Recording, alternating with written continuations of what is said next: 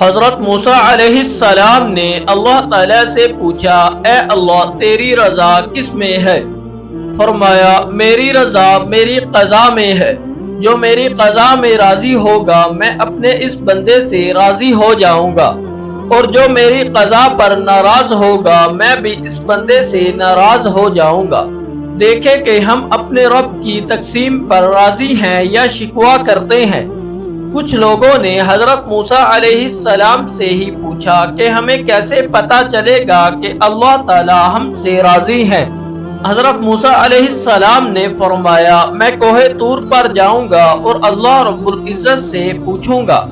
چنانچہ جب کوہ طور پر تشریف لے گئے تو عرض کیا، اے پروردگار آپ کے بندے یہ بات پوچھ رہے ہیں۔ رب کریم نے فرمایا میرے بندوں سے جا کر کہہ دو کہ وہ اپنے دل میں جھانک کر دیکھیں، اگر میرے بندے اپنے دلوں میں مجھ سے خوش ہیں تو میں اپنے بندوں سے خوش ہوں، اگر وہ مجھ سے ناراض ہیں تو میں بھی اپنے بندوں سے ناراض ہوں۔ تو دل میں دیکھیں کہ اس میں اللہ تعالیٰ کے شکوے ہیں یا اللہ تعالیٰ کی محبت ہے۔